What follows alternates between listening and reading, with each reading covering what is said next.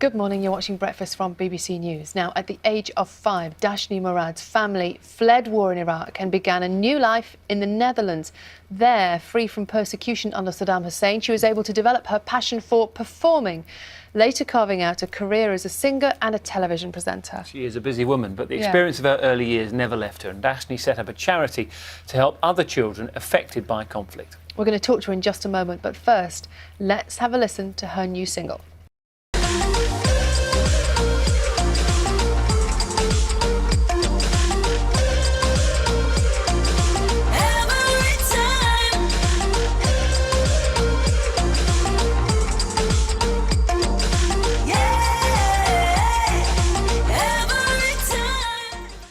Delighted to say Dashni is here in the studio with us now. Morning to you. Now, first of all, you look amazing. You look beautiful. Thank you very much. Just explain to us what this outfit is. This is Kurdish traditional wear, and today is the first day of spring, but also marks the Kurdish New Year, which is called Nowroz. So happy Nowroz to you. Thank you, and to you as well. Thank you. And then we wear very colorful dresses. We go to the mountains, and then we have picnic, we dance, we eat, and sounds perfect. Yeah.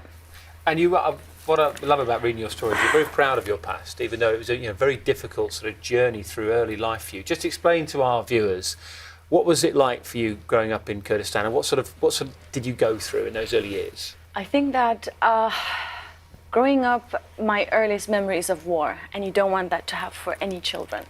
I remember when I was 5, and then we had to flee towards Iran's border. And it wasn't like now you have refugee camps, and then you've got a whole base where you even have schools and child-friendly places. There was a mountain scattered with people, and it was pretty scary. And you had to leave in a rush as well, didn't you? It was literally, we're going. Yeah, I forgot about my dolls, and I was very sad about that. And so I remember I was running behind helicopters to catch food. That was my task as a little girl. And one of the reasons that I was able to survive, because thousands of people died from cold and hunger, and because there was this peace concert here in the UK, and because people believed in giving, in caring, and that humanitarian spirit, I'm able to sit here and tell my story, that I'm not just someone that was fed with food and clothes, but then my teacher in Holland, who looked exactly like my Barbies I forgot at home, she gave me hopes and dreams. She fed my ambitions, and that's what I want to do with the kids back then. What if we fed their ambitions? They might turn out to be the next person who comes up with a great app. So, how are you trying to give back now? So, with my foundation Green Kids that we found in 2012, that was particularly working with schools. We changed our focus to work in the camps by setting up libraries, and through the stories, these kids can escape the horror and trauma. And there are even kids, they might not like that much of playing outside. They might be nerds who want to just enjoy a book, so yeah. And I'm sure, you're a very busy woman, as we were saying. You've got all these different roles, a musician, a TV presenter. I haven't done TV work like in 6-7 years. Oh, okay. That doesn't matter. You're still a TV presenter.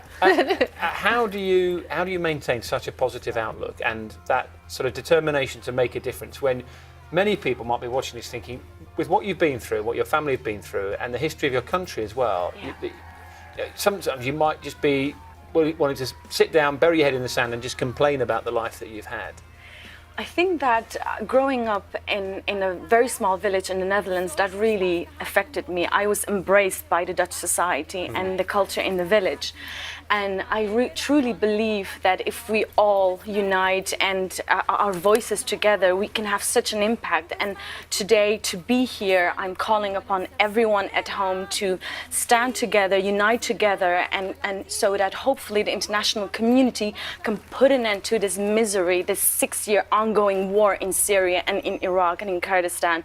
As we are sitting and speaking, there are children at the moment that might be injured or bombed. And I think, what if that child was your child or the neighbor's child? Would we then be more active active. I am not here to blame, but to say that I always say I am not a strong vocalist, but when I put my friends' voices on the chorus, I feel so powerful. And I think that if we all really believe in our voices together and come together, maybe the international community will then really get together on a table instead of just blaming one another of what's happening there. It is the worst humanitarian crisis at the moment, and we cannot no longer ignore the situation or distance ourselves.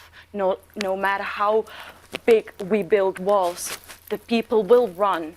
Do you ever look back now on that, the journey that Dan was just talking to you about, and how your dad had to leave before you and go and find a place for you to live? Do you ever look back on that and think, actually, I was one of the incredibly lucky ones?